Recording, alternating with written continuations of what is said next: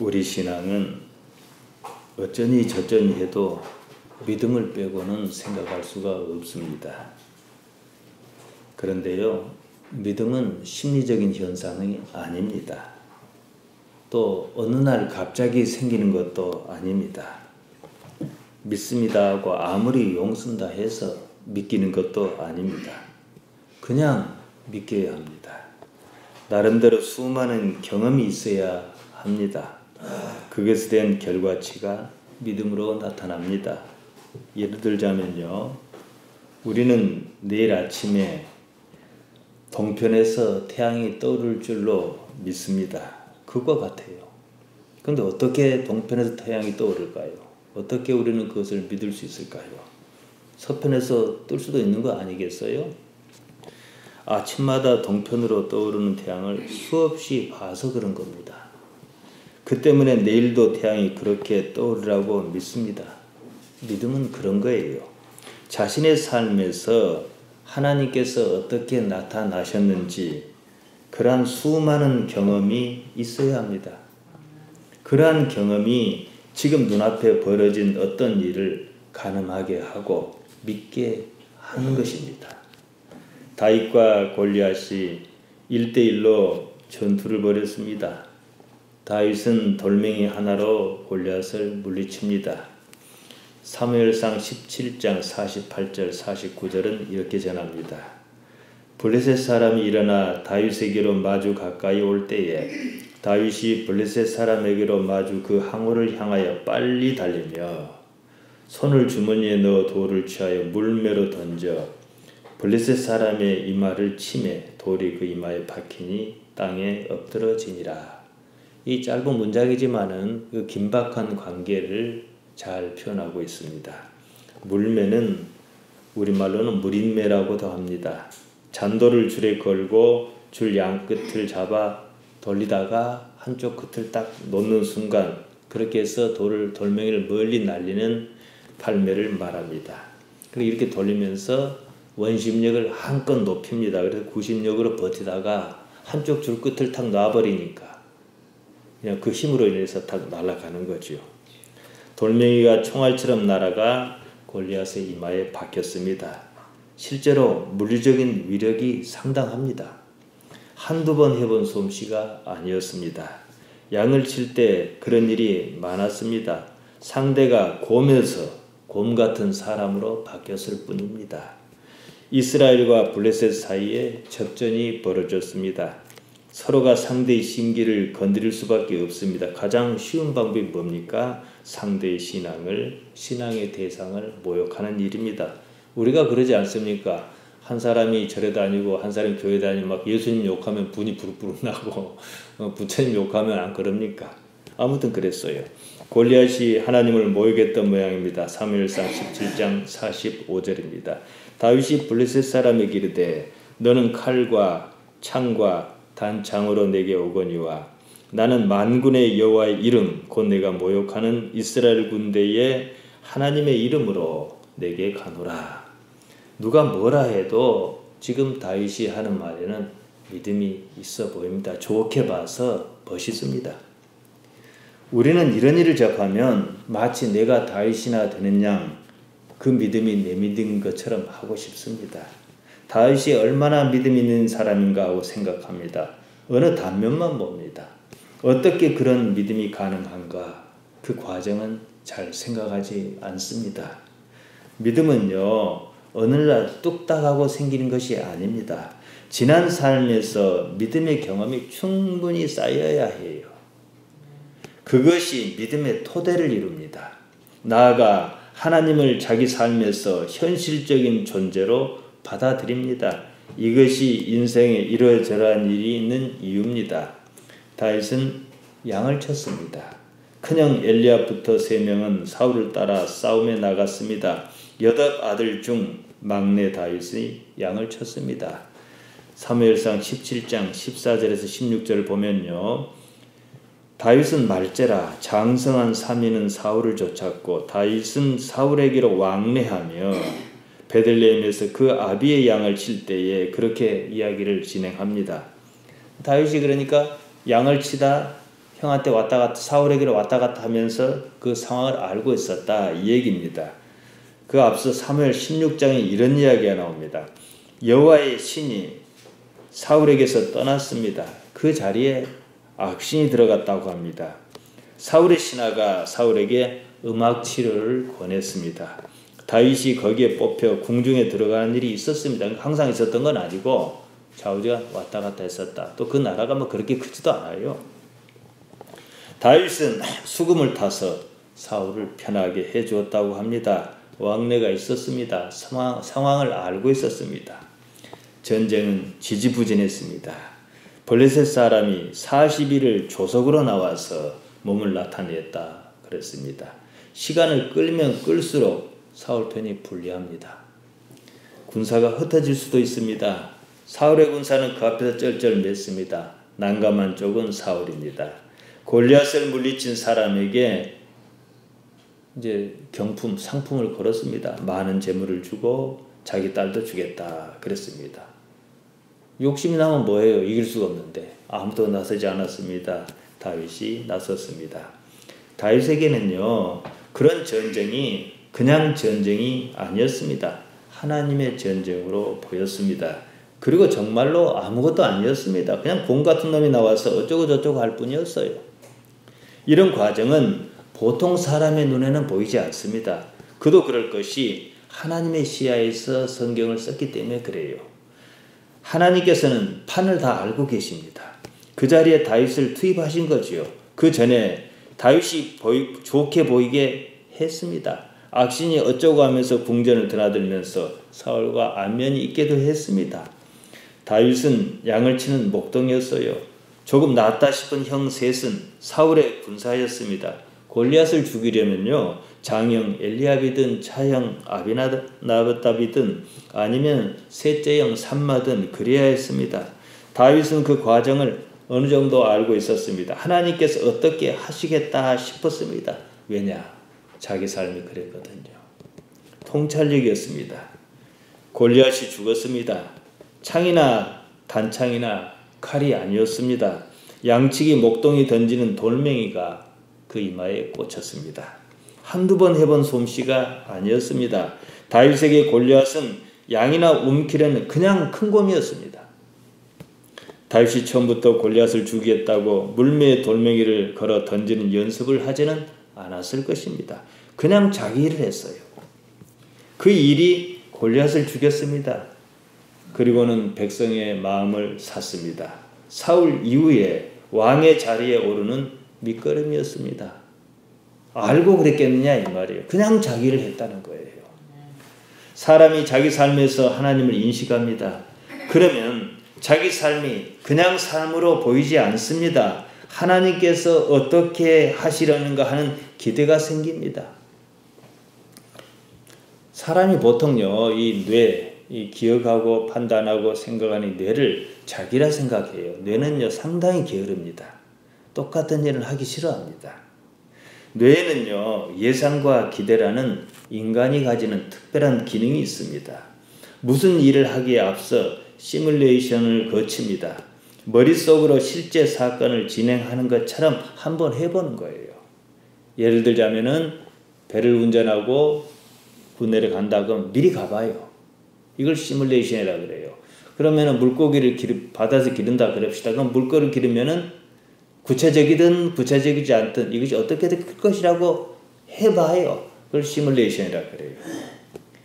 예상합니다. 미리 헤아려 봅니다. 무의식적으로 시뮬레이션 해봅니다. 가능하겠다 싶습니다. 그러면요 기대감이 오릅니다. 그러면 일을 진행하기로 결정해요. 기대감이 생기지 않아요. 그럼 포기합니다. 가능성이 높을수록 기대감은 더욱 커집니다. 하고자 하는 욕구에 불을 당깁니다. 힘을 더 쏟습니다. 다윗의 세 형 엘리압, 아비나답, 삼마 역시 시뮬레이션을 돌렸을 것입니다. 사울을 따르기도 했어요.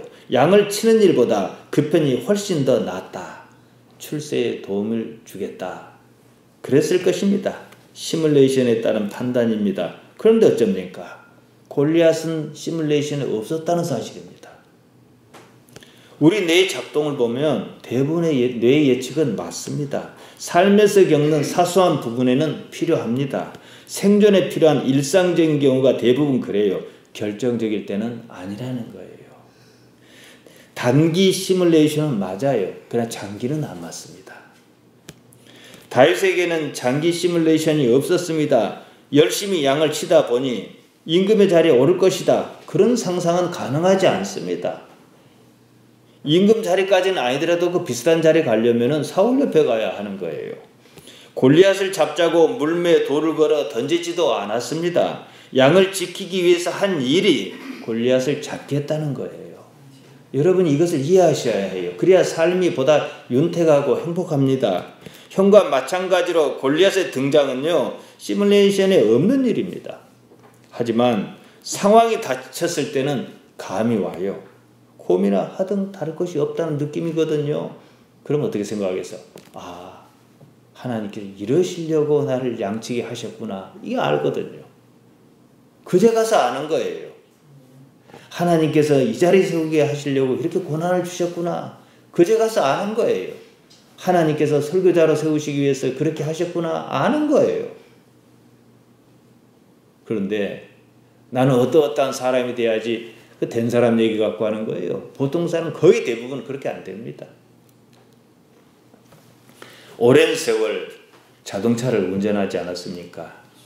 그러면 이제 갓길에 주차하는 데가 있어요. 시내 나가면요. 평행 주차를 합니다. 주차대를 타는데 저 정도 공간이면 차를 집어 넣을 수 있을런지 없을런지 감이 와요. 처음부터 오니까 다 주차하다 접촉사고 나요. 무수하게 해본 결과 옆에서 그걸 어떻게 집어넣냐 그래요. 그럼 딱 감이란 게 있어요. 쑥 집어넣는다고요. 믿음은 거의 이것과 같아요. 하나님을 현실 세계에서 인정하면서 살다 보니까 어느 날 하나님은 실제의 존재로 내 삶에 들어와 계시는 거예요. 그러니까 이 삶을 어디로 인도하실지도 이제 아는 단계에 올라요. 이게 영성이라는 거예요. 그것도 저것도 없이 그냥 어느 날 믿습니다 하니 그 믿음대로 되면 참 좋겠지만 잘 그렇게 안 돼요. 무림매에 돌멩이를 넣고 돌렸습니다. 목표물을 맞췄습니다. 나중에는 움직이는 동물을 맞추기까지 했어요. 점점 더 정확도와 힘이 세질 것 아니겠습니까? 사자나 곰 이마에 맞추었습니다. 수없이 연습했어요. 어느 날 골리앗 이마를 표적으로 삼는 일이 있었습니다. 아마 그랬을 거예요. 충분히 짐작할 수 있지요. 한 번도 안 해보고 그걸 맞추겠어요. 하던 일 갖고 하지요. 근데 그게 믿음이라는 거예요, 여러분. 오늘 제가 지난주, 이번주, 다음주까지 말씀드리고자 하는 것은요, 믿음을 그냥 뜬금없이 감따는 식으로 하지 말자는 거예요. 지금 이 삶에 하나님께서 어떻게 살아계시는지를 발견하는 것이 우선이라 이 말씀입니다. 골리앗을 보는 그때 또 다른 직감이 떠올랐을 것이 아니겠습니까? 하나님께서 이 일을 위하여 나를 그렇게 내모시고 연습시키셨구나 했을 것 아니겠어요? 근데 이걸 어떻게 알아요? 하나님 없이 이를테면 타종교나 종교가 없거나 절에 다니는 아이가 계속 던졌다면 그렇게 생각 안 할 거예요. 항상 하나님을 생각했다는 얘기지요. 그리고 거기 위험도 겪었을 것이고 도망도 다녔을 것이고 이런 일이 있었을 것 아니겠습니까? 그래서 그런 과정 끝에 이런 말이 가능한 겁니다. 사무엘상 17장 26절입니다. 이 할례 없는 블레셋 사람이 누구간데 사시는 하나님의 군대를 모욕하겠느냐. 양을 칠 때 다윗의 당면한 목표는요, 사자나 곰을 쫓는 일이었습니다. 하나님께 목표는 처음부터 골리앗이었을 수 있어요. 이 상황만 놓고 본다면요. 아니, 더 나가면 이스라엘의 왕이었습니다. 아직은 몰라요, 다윗은요. 기름 부음을 받았다 해서 바로 인식할 수 있는 단계는 아니에요. 하나님께서는 처음과 나중을 한꺼번에 알고 계시는 분입니다. 지금 우리에게 돌아옵니다. 우리의 목표는요, 성공이 아니에요. 하나님입니다. 성공이든 무엇이든 그것은 하나님을 모를 때의 얘기입니다. 우리는 우리 인생에서 하나님을 이루고 싶습니다. 그러한 목표를 지향하다 보면 엉뚱한 무엇을 이룰 수는 있을 거예요. 다윗이 골리앗을 무찔렀다 해서 당장 무엇이 어떻게 되는 것은 아니었습니다. 오히려 사울의 시기심만 샀습니다. 모든 일은 과정입니다. 궁극점에서 하나님께서 계십니다. 우리는 인생이라는 각자의 길을 통하여 이 사실을 인정하는 법을 배웁니다. 그리고 하나님을 알아간다는 겁니다. 우리는 우리 삶에서 하나님을 그 때문에라도 알아차려야 합니다. 거기에 익숙할 무렵 믿음은 자연스럽게 따라옵니다. 삶이 믿음의 토대여야 합니다. 지금 이 순간 우리의 삶은요, 하나님께서 개입하여 계신다는 사실이에요. 인정하든 인정하지 않든 우리는 어차피 그것을 전제로 신앙생활합니다. 잠언 3장 6절이 그것을 말합니다. 너는 범사의 그를 인정하라. 그리하면 내 길을 지도하시리라. 이 인정하라는 말을 제가 최근에 그 원문을 살펴봤어요. 의외였습니다. 야다입니다. 보통 알다로 번역합니다. 동침하다라고 번역하는 수도 있습니다. 창세기 4장 1절에 보면요, 아담이 그 아내 하와와 동침하며 하와가 잉태하여 가인을 낳고 동침하며 야다입니다. 함께 아이를 낳습니다. 깊은 관계로 아는 사이를 말합니다. 따라서 하나님을 인정한다는 말은요, 하나님과 깊이 관계를 맺는다 그 말입니다. 자기 인생에서 말이죠. 자기 인생으로 말입니다. 너는 모든 일에 하나님을 야다하라. 너는 모든 일에 하나님을 깊이 알아 관계를 맺어라. 그러면 내 길을 야샤르 하실 것이다. 내 길을 평탄하게 똑바로 곧바로 올바르게 이끌어 가실 것이다. 이 말씀입니다. 우리는 이 순간순간의 삶으로 하나님과 관계를 맺습니다. 인정해야 관계를 맺든지 말든지 할 것 아니겠습니까? 거기서 사자도 나오고 곰도 나오고 골리앗도 나오고 무엇도 나온다 이 말입니다. 우리 인생은, 우리 신앙은요, 영생을 말합니다. 영생은 복음의 핵심입니다. 영생을 빼면 복음 아니지요. 요한복음 3장 16절이 그것을 말하지 않습니까? 하나님께서 세상을 이처럼 사랑하사 독생자를 주셨으니 이는 저를 믿는 자마다 멸망치 않고 영생을 얻게 하려 하심이니라. 영생은 영원한 생명, 영원히 산다 그 말입니다. 그러니까 영생에서요, 그냥 영원히만 살면 영생 아니에요. 하나님 빠지면 아무것도 아닌 거예요. 따라서 영생은요, 하나님과 관계를 빼고는 생각할 수 없는 개념입니다. 주어진 이 삶, 이미 살고 있는 이 삶에서 하나님과 어떻게 깊게 관계를 맺느냐, 야다하느냐, 그 문제라는 거예요. 이게 영생이라는 거예요. 삶을 인정하고 하나님을 인정해야 합니다. 나아가 하나님을 의도적으로 의식해야 합니다. 하나님과의 관계의 일치를 이루었을 때 그것이 영생이다 이거예요. 가장 좋은 관계를 여러분 뭐라 합니까? 사랑이라 그럽니다. 사랑은 너와 내가 구분이 안 가는 상태를 말해요. 몸이 살고 죽는 문제가 아니에요. 예수님의 등장은 오히려 몸의 죽음을 아예 무시하는 거였어요. 우리가 흔히 구하는 모든 것을 보세요.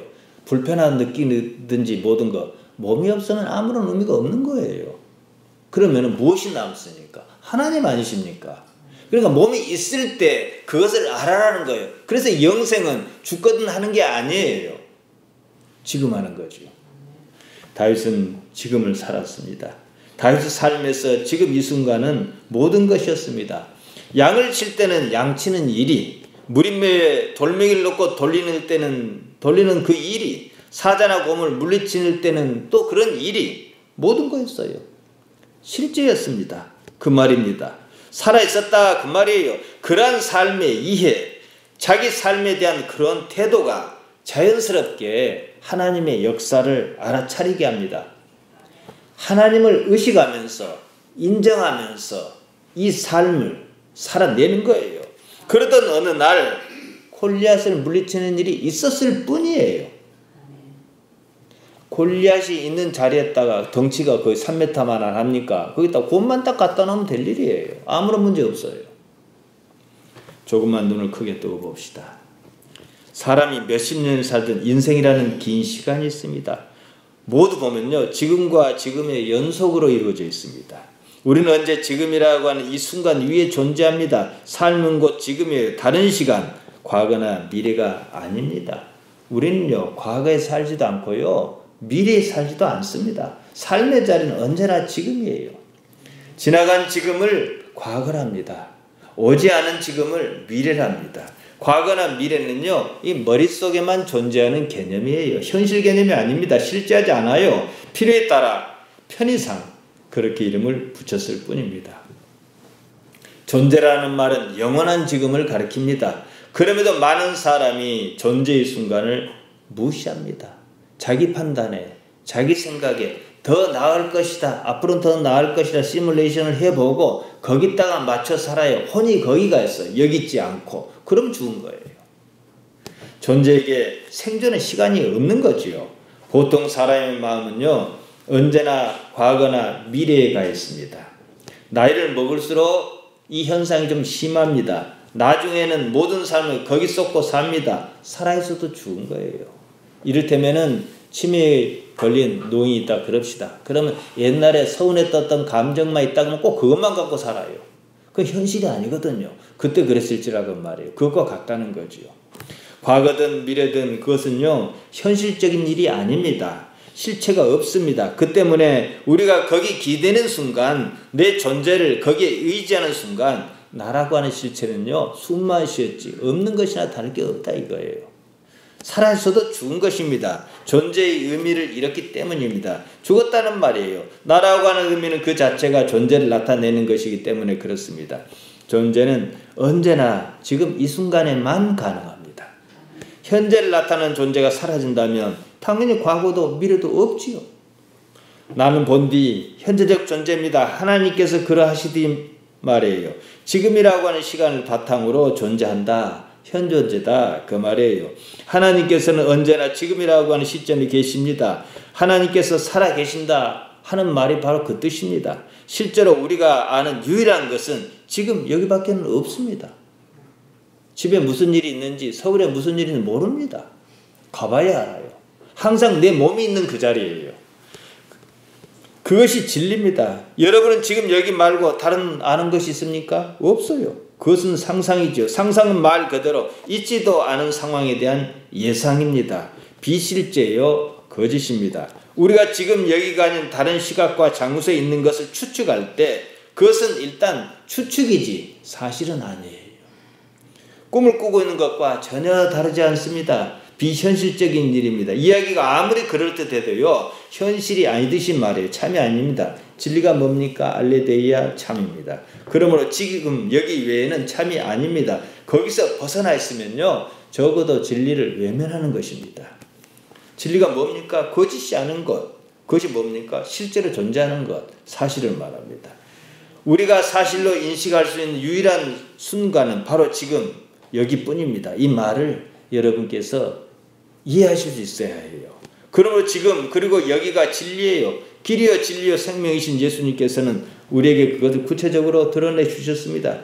우리는 언제나 지금과 더불어 여기 있습니다. 그러면서도 우리는 우리 자신이 처한 현존적 사실을 외면하기 때문에 불행에 빠진다는 거예요. 지나간 불행을 한번 살펴보세요. 언제나 그랬습니다. 과거가 발목을 잡았고 있지도 않을 미래에 대한 지나친 기대나 우려가 현실을 엉망진창으로 만들었습니다.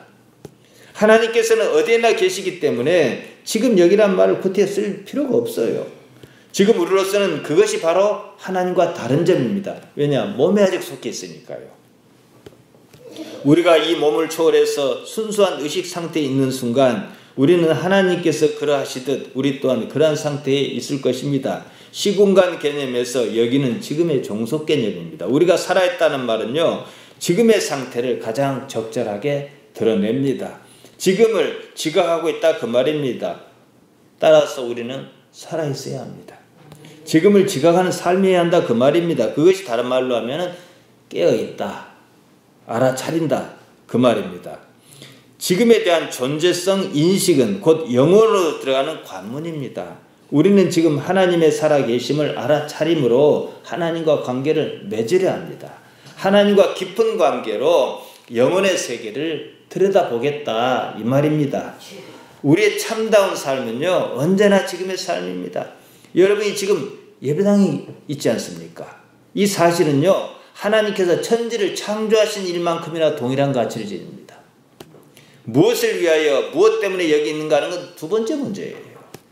여러분이 지금 여기 있다는 사실은 무엇으로도 부정할 수 없습니다. 그것을 증명하는 말이 뭡니까? 존재다.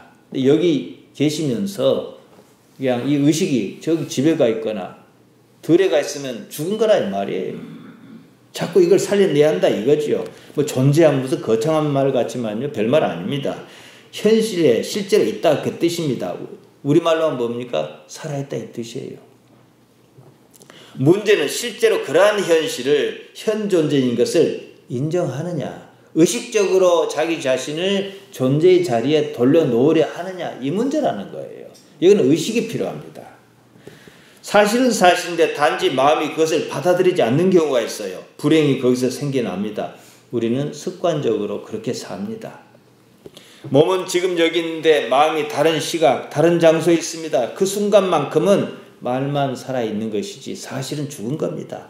이러한 습관이 쌓여 결국은 죽은 삶을 살다가 그대로 죽고 만다는 거예요. 제가 그래서 이 지루한 얘기를 계속하는 거예요. 그때는요, 믿고 싶어도 믿음이 생기지 않습니다. 방법이 없어요. 실제로 그런 사람도 있어요. 임종전에 곧 죽을 날이 가까울 때 전도한다고 막 주기도문 따라하라고 사도신경 잔뜩 따라하라고 했더니 그래도 안 믿기는 걸 어떡할 거냐 그래요. 참 답답할 일이죠. 왜냐? 평소에 안 돼 있는 거예요. 갑자기 안 되는 거예요. 그거 따라 웬다고 그에게 구원이 있겠습니까? 생각해 보십시오. 사실 사울이 그런 상태였습니다. 그런 상태의 연장선상에 15장의 아말렉과의 전투, 그리고 그래서 16장에 그런 악신이 어쩌고 얘기가 나오고 그런 상태에서 진행하는 과정의 일부분이에요. 다윗의 삶은요, 현재적이었어요. 왜 이렇게 단정할 수 있느냐? 양을 쳤던 것만 봐도 알 수가 있잖아요. 그가 뭐 무기 들고 싸우는 연습하지 않았거든요.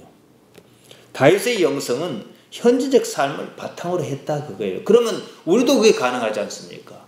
지금 살면 되잖아요. 지금 예배할 때는 예배 이것이 처음이자 마지막 예배인 것처럼 눈을 막 부리부리 하고 했다 보세요. 그가 하나님과 합한 사람이었던 것도 그 때문이었어요. 모든 절차는 하나님께서 이렇게 이 인도에 가실 거예요. 그러나 이 부분은 내가 하는 거예요. 하나님과 합한 사람이요, 하나님의 뜻을 이룹니다. 저는 이제 다윗의 삶을 뭐 초기, 중기, 말기로 쉽게 구분합니다. 그런데 이게 초기 상태거든요. 딱 초기 마지막 절정을 이룬 단계인데 이때 다윗의 영성이 가장 좋았을 때입니다. 이제 말기로 넘어갈 때 뭐 솔로몬에게 뭐 서울 모 교회가 아들에게 목사 자리 물려주었고 지금도 야단이 아닙니다만은 아들 저기 다윗도 솔로몬에게 물려줄 때는 영성이 좀 흐렸어요. 아무튼요, 다윗의 초기 삶을 한마디로 요약하라면요, 지금 여기에 충실한 삶이었다는 겁니다. 물론 하나님을 의식해야 해요.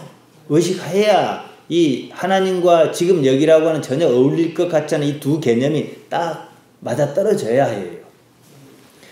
그러면서 자신의 삶을 인정했습니다. 지금 여기 삶이 모든 거였어요. 이 부분이 다윗의 일생의 가장 중요한 대목입니다. 다윗의 영성을 논하라 하면 초기의 현재적 삶을 바탕으로 한 바로 그 점입니다. 이런 현재적 긴장관계 속에 지금을 의식한다는 얘기는요, 그 익숙지 않은 상태 하려고 그러면 상당히 피곤합니다. 왜냐, 긴장관계에 계속 부딪히거든요. 신경 쓰지도 않고 걷고 신경 쓰지도 않고 하던 일을 신경 쓰려고 그러니 안 써도 자동적으로 습관에 따라 할 수 있는 일을 신경 쓰려고 그러니 얼마나 피곤하겠어요. 처음에 익숙치 않으면 상당히 불편합니다. 그런데 이런 긴장관계 속에 하나님께서 계신다는 사실이에요. 호미로 밭을 이렇게 일구더라도 하나님께서 나를 어떻게 인도하시는가 한시도 잊지 않는 거예요. 다윗의 아버지 이새는 8명의 아들을 두었습니다.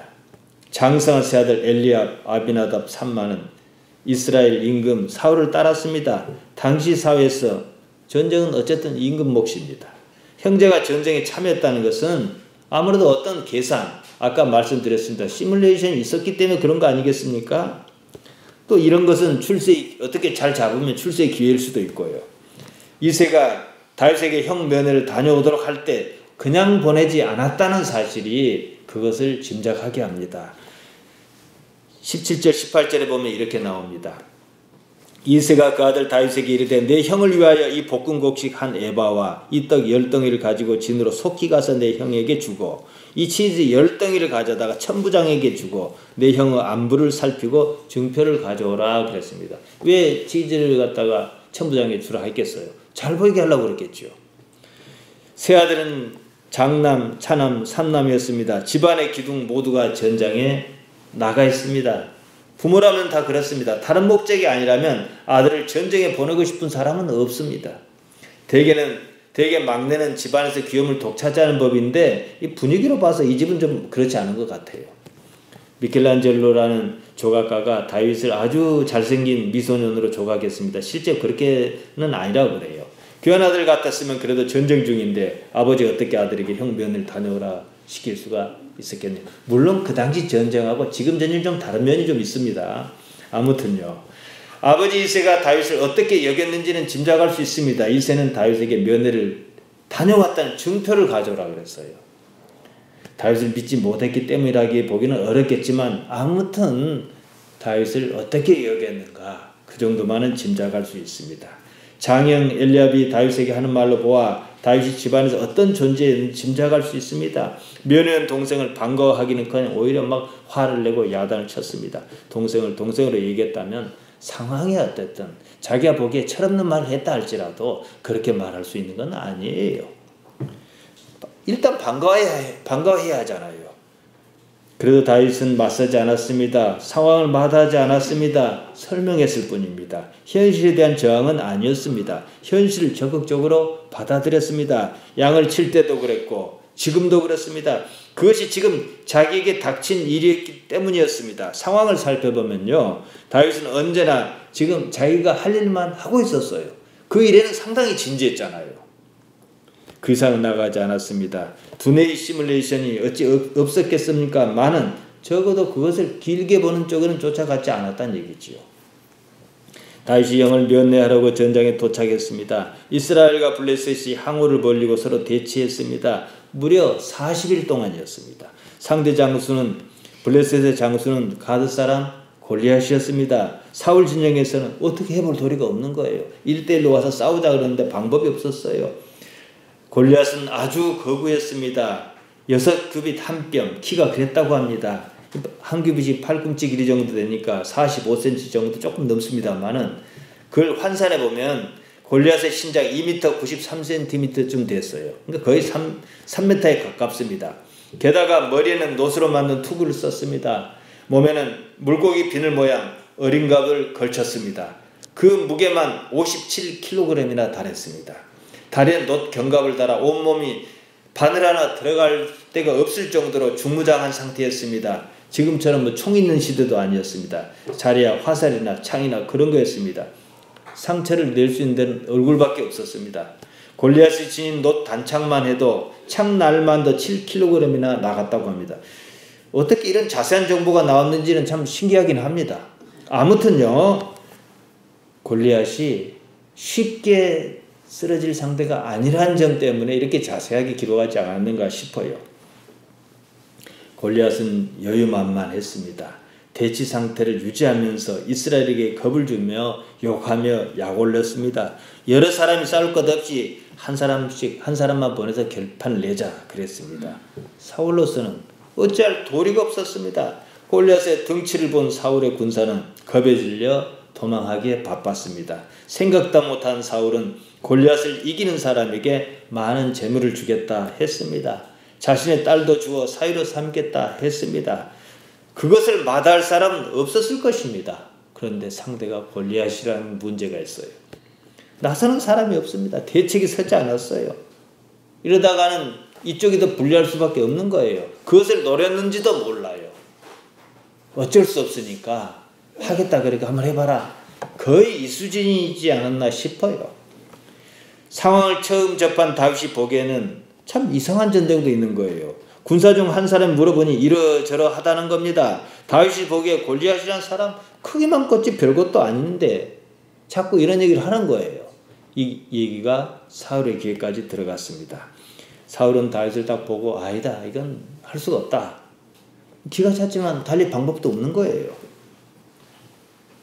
40일째 답보 상태였습니다. 조금이나마 무슨 물꼬를 트기를 바라는 마음이 없지는 않았을 것입니다. 시간이 갈수록 궁지에 몰린 쪽은 골리앗이 아니라 다윗이었습니다.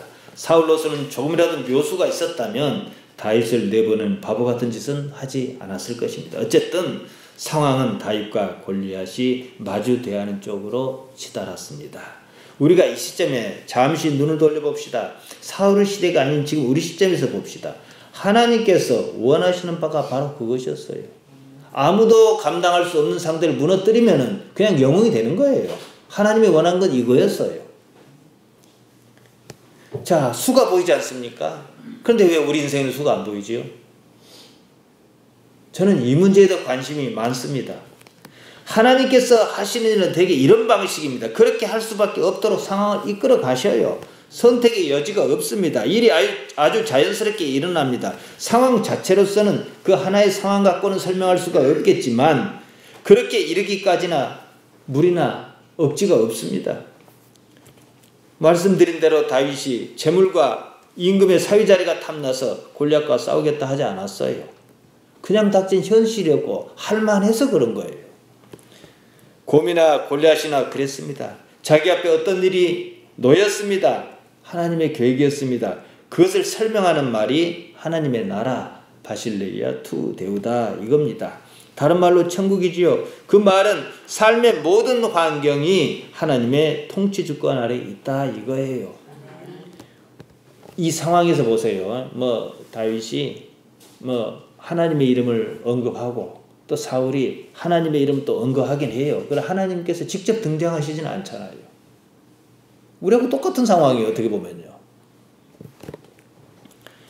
따라서 우리는 우리 삶을 통해서 하나님의 통치 주권인 하나님의 나라를 발견하고 현실화해야 한다는 거예요. 어떻게 할 것이냐 이거지요. 관점을 잠시 돌려봅니다. 신앙이란요. 결국 신을 하나님을 어떻게 인식할 것이냐 이 문제예요. 어디서요? 자기 삶에서요. 자기 삶에서 신의 기운을 신의 흔적을 신의 자취를 어떻게 알아차릴 것이냐 이 문제입니다. 신을 인정하기까지 무엇인가 피치 못하게 겪는 일이 있습니다. 무당으로 설명하면 참 쉽습니다. 지금 무엇 하는지 모르겠습니다만은 전에 배양정하던 영애씨 딸이 쌍봉 무선에서 무당을 한다는 얘기가 있었어요. 제법 용한 무당이라고 그럽니다. 그럼 의외다 할 수도 있겠고 여러 가지 생각이 있을 수 있겠는데요. 그 아이 삶을 가만히 들여다보면 이해 못할 것도 아니에요. 우리로서는 신을 제대로 알고 섬겼으면 좋겠지만 그 아이에게는 그럴 수밖에 없는 삶의 환경이 아마 있었을 것입니다. 무당은 주로 두 종류로 나뉩니다. 그냥 배워서 하는 거, 세습무라고도 하고 학습무다 그래요. 부모 때 무당해갖고 계속 내리 무당하는 사람이 있고 신이 내려서 무당하는 사람이 강신무라 그러지요. 이제 신기를 느끼는 거죠. 근데 강신무의 경우는요, 대개는 자기가 좋아서 무당하는 사람은 거의 없어요. 어쩔 수 없이 하는 겁니다. 사회적으로 좋지 않게 여기는, 천하게 여기는 그런 편견도 극복해야 하고, 그렇다고 그거에서 돈 많이 버는 것도 아닙니다. 그야말로 어쩔 수 없어서, 하지 않을 수 없어서 하는 수가 대부분입니다. 근데 강신무인데 신기가 있다. 너는 신을 받아야 한다. 그러면 어떻게 해요? 예외 없이 신병이 옵니다. 원인을 알 수 없는 병이죠. 내린굿을 하고 몸줄을 받아야 병이 나아요. 끝끝내 거부하면은 또 다른 현상이 하나 와요. 인다리 현상이라 그럽니다. 가까운 사람이 죽거나 화를 당하거나 그런 일이죠. 이 과정에서 무당은 이 일을 나는 운명으로 받아들일 수밖에 없다. 이렇게 인정합니다. 아무튼요, 신을 인식한다는 차원에서 몸주신을 인정하고 무당이 되는 것이나 하나님 손아귀에서 빠져나갈 방법이 없어 목사가 되는 거나 구조는 똑같아요. 크게 다를 것이 없어요. 일반 신앙인도 마찬가지죠. 부모가 교회 다니는 바람에 그냥 따라다녔다면은 집안이 무당 집안에서 무당 되는 것과 다른 게 없는 거예요. 하나님을 몰라도요, 그냥 계속 그렇게 가면 크게 탈은 안 잡습니다. 교회라는 울타리 안에 있으니까. 굳이 이런 경우에는 길을 가더라도 그 길이 무엇인지 잘 모를 뿐만 아니라 굳이 알 필요도 없어요. 누군가는 신을 인정할 수밖에 없는 상황을 만납니다. 강신무의 경우처럼 신병이 원인인 경우 우리의 신병은 뭡니까?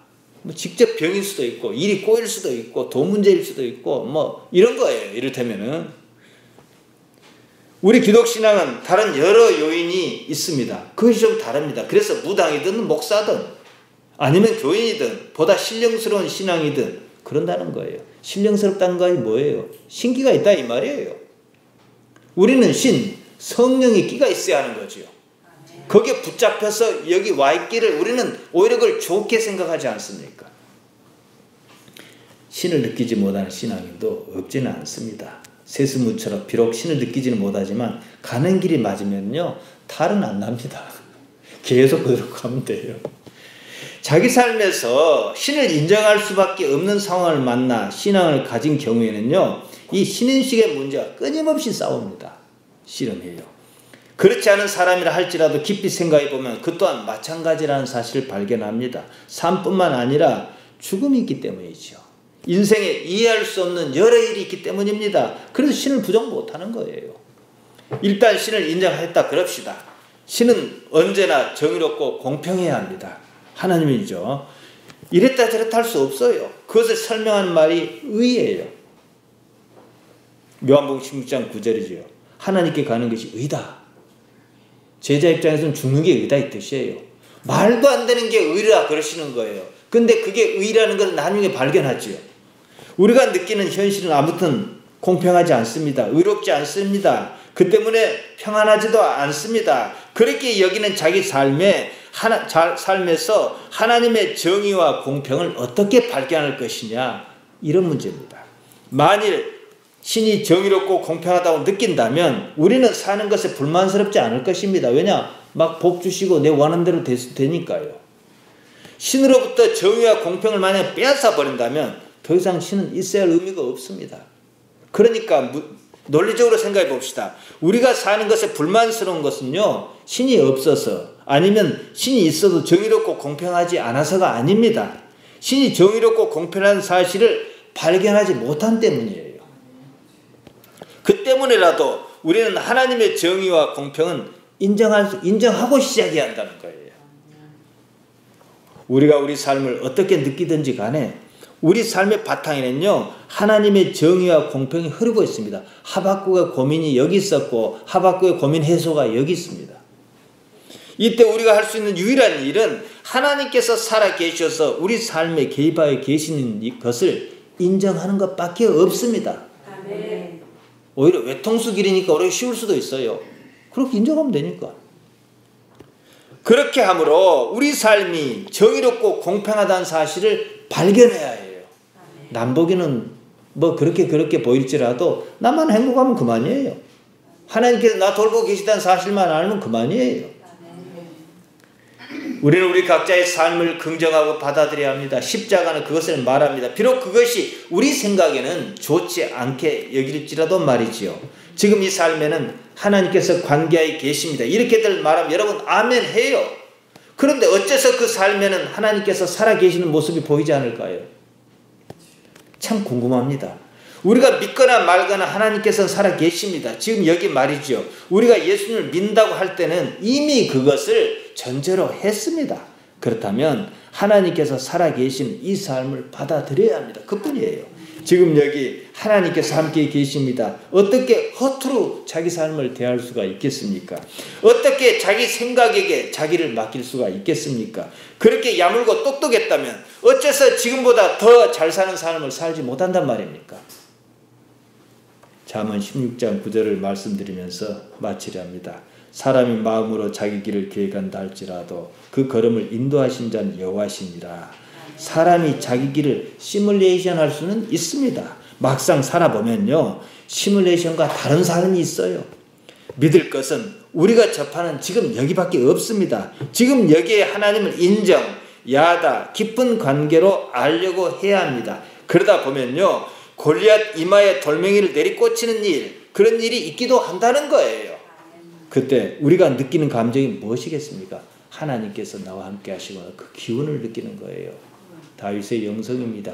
지금 여기입니다. 지금 여기에 하나님께서 관계하여 계신다는 사실을 의식적으로 인정하는 여러분이 되시기를 바랍니다. 아멘.